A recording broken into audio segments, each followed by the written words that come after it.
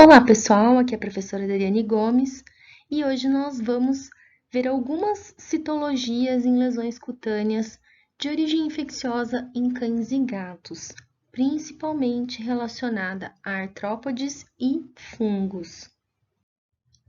Vamos começar então, pessoal, com a sarna sarcóptica, também chamada de escabiose. A sarna sarcóptica, a escabiose, ela é causada por um artrópode, o Sarcoptes scabiei, que é uma sarna. Então, ela é uma doença infecciosa, ela é uma doença contagiosa que pode ser transmitida por contato. E ela causa essas lesões na pele do animal, normalmente acompanhadas de alopecia. Pode ser uma lesão única, pode ser uma lesão disseminada por todo o corpo do animal. Algumas vezes, à medida em que essas lesões vão cronificando, a gente encontra também queratinização na pele desses animais.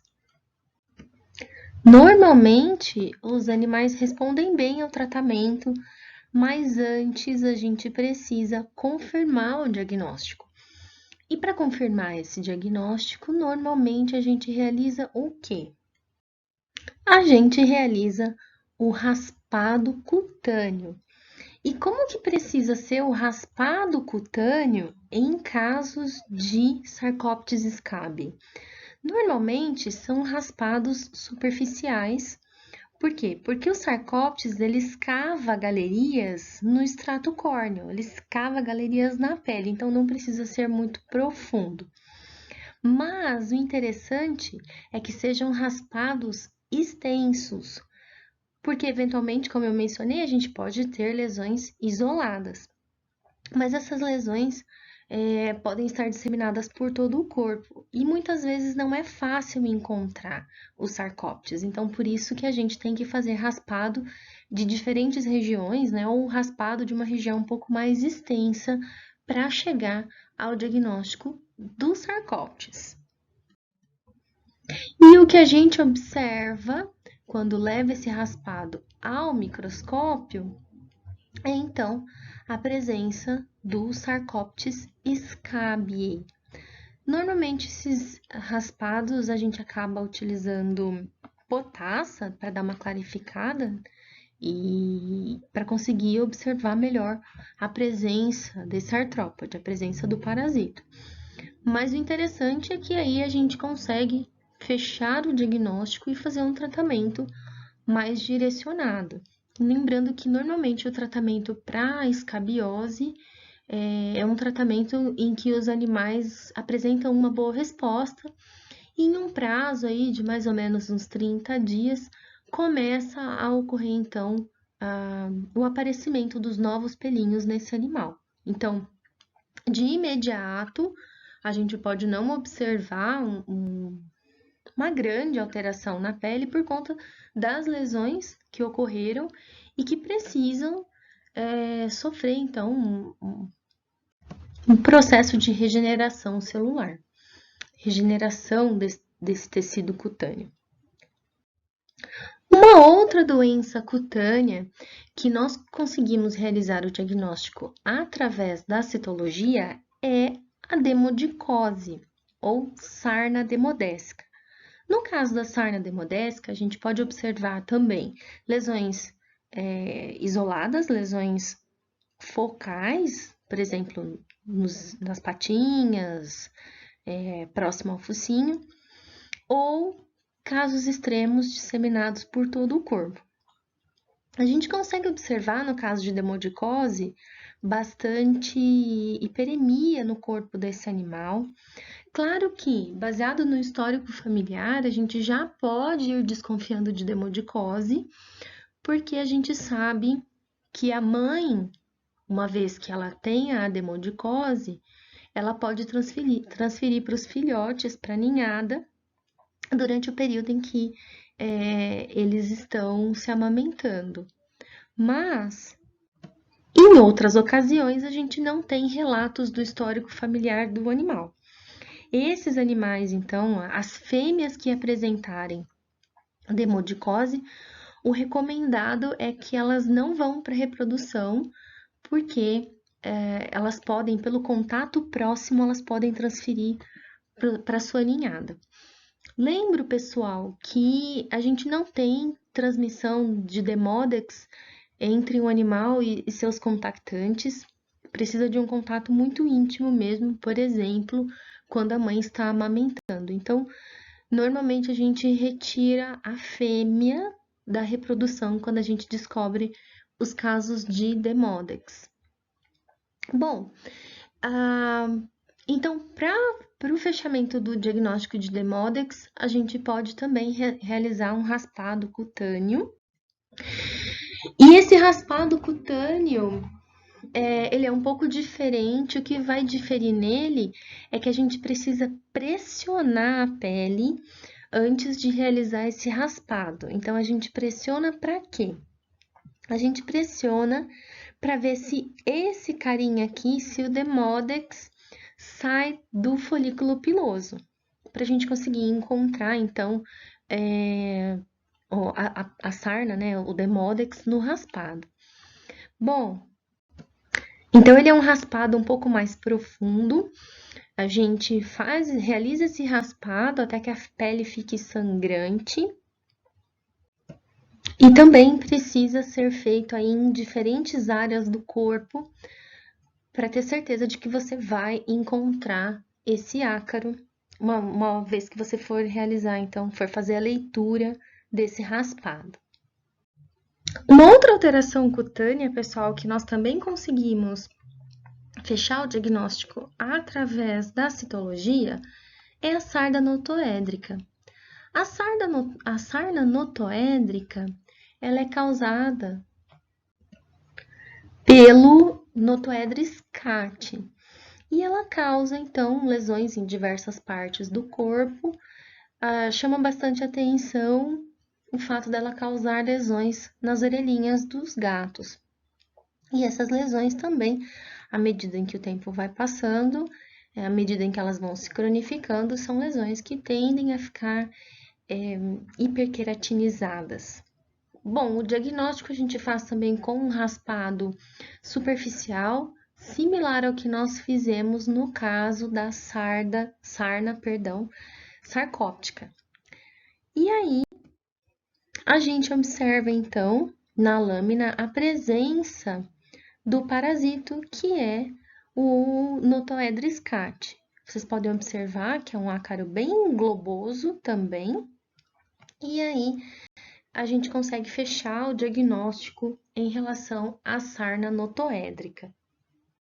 Mudando um pouco de grupo, vamos falar sobre fungos. A gente tem a malacesiose. Quem que é a malacesiose? É a doença causada pela Malassezia pachydermatis. A malacésia, ela faz parte da flora natural que existe na pele dos animais. Mas se houver algum desequilíbrio nessa pele, se houver alguma alteração prévia nessa pele, ela consegue então se proliferar em excesso e acaba causando lesões na pele. A gente observa normalmente que em alguns lugares a pele tende a ficar escurecida, ela tende a ficar com um aumento de sebosidade e ainda esse animal acaba apresentando um cheiro característico da malacesiose, um mau cheiro característico da malacesiose. Então, animais que apresentam distúrbios de pele prévios, como por exemplo, seborreia, o animal naturalmente já é um animal, abre aspas, vou fazer uma brincadeirinha, um animal gorduroso, né? Então, se a gente imaginar assim, um cocker, não são 100% dos cockers que vão apresentar malacésia, mas ele já tem uma certa tendência por conta do estilo de pele dele. Esse animal quando chega, a gente já sente um odor que é bastante característico de malacésia. Uma outra coisa é que a gente pode ter também otite por malacésia.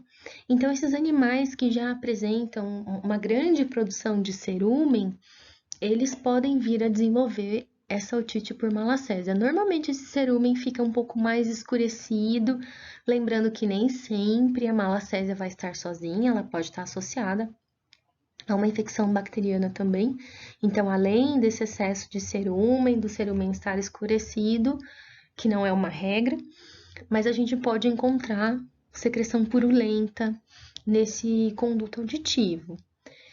Mas, só quero enfatizar, pessoal, que a gente não pode esquecer que a malacésia, como ela faz parte da flora natural e ela se prolifera em casos de desequilíbrio dessa flora, o importante não é apenas diagnosticar a malacésia, mas procurar a causa primária.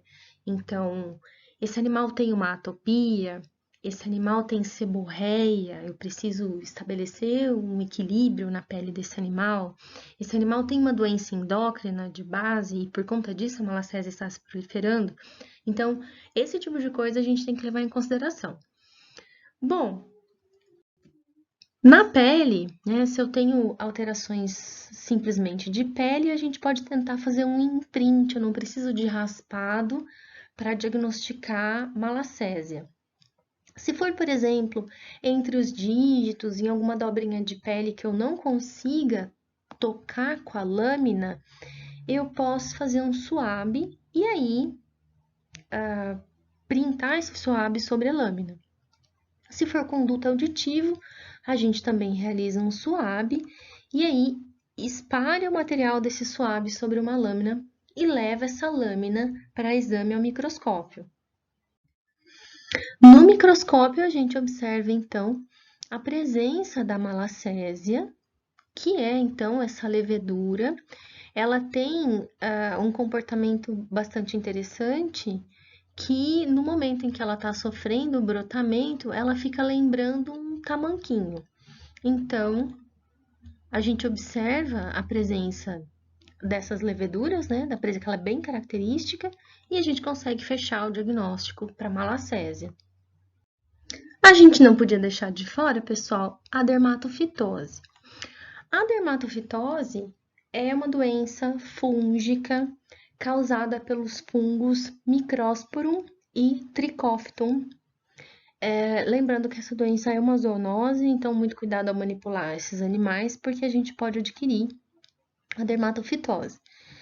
De modo geral, né, a dermatofitose na sua forma clássica, ela é apresentada então por essas doenças, por essas lesões circulares, porque o fungo, o crescimento dele se inicia no centro, mas ele vai migrando para a periferia. Então, a gente observa inicialmente essas lesões circulares, alopécicas, elas tendem a ficar eritematosas no centro. Algumas vezes a gente pode encontrá-las com uma forma meio irregular, porque começa a acontecer o coalescimento entre duas lesões vizinhas, né? E aí, então, ela perde um pouco essa forma circular. Quando o animal tem o pelinho um pouco mais longo, também pode ficar difícil de observar a lesão. Aqui a gente tem um animal de pelo curto, então a lesão fica bem clara, bem evidente. E aí, pessoal, nesse caso, a gente fecha o diagnóstico com o raspado de pele. Mas lembro que esse raspado de pele é um pouquinho diferente, tem um detalhe sobre ele. O interessante do raspado de pele na dermatofitose é que eu tenho que buscar o fungo na periferia, porque no centro da lesão ele não está presente mais. Então, é por isso que eu preciso focar na periferia da lesão, nos bordos da lesão. Nesse caso, a gente tem maior facilidade de encontrar o fungo. E então, uma vez que a gente leva isso ao microscópio para observar, a gente encontra aqui a presença, aqui a gente tem um Microsporum, mas nós poderíamos ter encontrado um Trichophyton também. Lembrando que o Microsporum, ele floresce quando incide a luz ultravioleta sobre ele. Então, se a gente tivesse utilizado lâmpada de Wood nesse animal, a gente também já teria fechado o diagnóstico.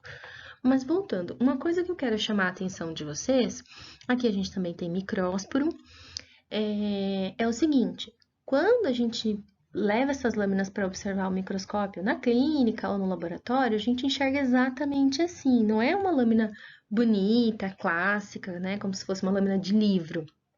Porque ela não é obtida a partir de isolamento. Ela é obtida a partir de raspado. Então, a gente espera encontrar bastante pelo, restos celulares.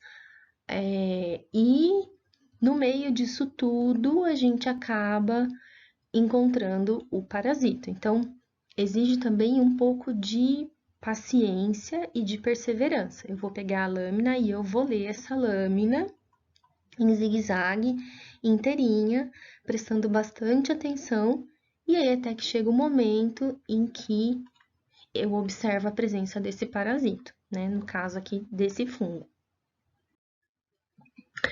Bom, pessoal, uma outra doença fúngica que tá em bastante alta no momento, que é a esporotricose. Então, embora a gente tenha outros tipos de lesão, principalmente em gato, aí a gente observa a esporotricose na forma pulmonar, mas as lesões cutâneas por esporotricose são bastante frequentes na clínica de pequenos animais.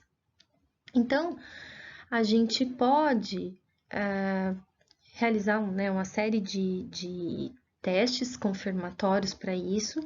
A gente pode tentar realizar a citologia dessa lesão, mas eu já adianto para vocês que não é fácil, não é trivial encontrar o fungo na citologia. Claro que se eu encontrar é confirmatório, fecha o diagnóstico, mas não é trivial encontrar. Então, a gente tem bastante falso negativo na citologia, tá? Então, lembrando que as lesões por esporotricose são lesões que costumam ser ulceradas, bastante úmidas. Aqui a gente tem umas lesões em estágio inicial, em cão, mas é bastante importante que a gente tome cuidado, porque é altamente contagioso. Então, não se esqueçam de calçar luva ao manusear lesões que são aí suspeitas de esporotricose. Bom, uma vez então que a gente faz a citologia, a gente consegue enxergar o Sporotrix schenck nessas lâminas. Lembrando de novo, né, que a gente são lâminas aí bastante carregadas de material, tá? E a gente encontra esse fungo quando a gente observa com bastante cuidado. Então, a gente fecha o diagnóstico, né? A gente consegue observar que ele tem aí um halo bem espesso e esse halo acaba chamando atenção. É fácil de identificá-lo. Uma outra doença fúngica que nós temos, que também é possível aí o diagnóstico citológico, é a criptococose. Só recordando, pessoal, a criptococose é aquela doença que está associada principalmente às fezes de pombos.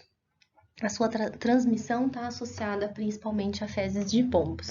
Então, a forma de infecção acontece por inalação dessas partículas em suspensão que acabam fazendo então com que o indivíduo adquira esse fungo, Cryptococcus neoformans.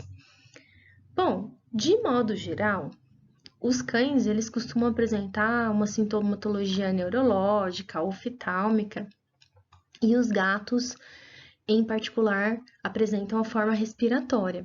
Mas as lesões cutâneas também são possíveis.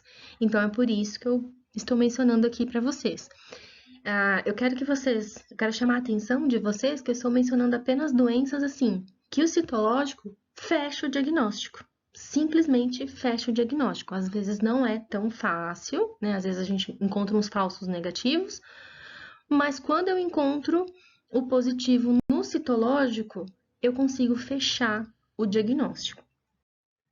Então, na citologia, por uma punção biópsia aspirativa, a gente consegue observar a presença do Cryptococcus, né? Ele tem um halo bastante espesso, então fica fácil da gente identificá-lo quando a gente leva essa amostra para a citologia. A gente consegue concluir o diagnóstico, fechar esse diagnóstico. E por fim, para a gente encerrar o nosso grupo de doenças de hoje, eu quero mostrar para vocês a histoplasmose. A histoplasmose, pessoal, só para vocês recordarem, é aquela doença associada às fezes de morcego. Então, os locais de maior risco, fezes de aves também podem apresentar risco para histoplasmose, muito embora a ave não seja um reservatório, somente o morcego. Bom, mas é uma doença que pode acometer o animal, pode acometer o homem também de forma sistêmica. Ela acomete diversos órgãos, mas a gente consegue encontrar também lesões de pele nesses animais. E aí, vocês podem observar que são lesões que apresentam um comportamento bastante diversificado. Então, por exemplo, né, a gente tem aqui uma lesão infiltrante em nariz de gato, múltiplas lesões cutâneas que são ulceradas, e aqui a gente tem umas lesões nodulares em região perianal de cão. Bom, a punção biópsia aspirativa dessas lesões, ela pode nos mostrar a presença do histoplasma capsulatum, que é o agente causador. Então, aqui, se a gente prestar atenção, olha, o histoplasma, a gente observa o histoplasma nesses tecidos, né? E aí, aqui a gente tem uma biópsia mesmo, né? Uma biópsia de fragmento, e aqui uma biópsia por aspiração, uma punção biópsia aspirativa. E aí, pessoal, observando o agente, a gente consegue, então, fechar o diagnóstico para essas doenças. Então, no caso, para histoplasmose, a gente consegue fechar o diagnóstico apenas observando a presença do agente na lâmina. Lembrando de novo que essas micoses profundas, então, esporotricose, criptococose e histoplasmose, não são tão fáceis de serem encontrados esses agentes nas punções biópsias, tá? Então, se a gente não encontrar, vocês não devem excluir esse diagnóstico. Continuem investigando mais a fundo. Bom, pessoal, por hoje é só. Quaisquer dúvidas, fiquem à vontade para entrar em contato comigo e até a próxima.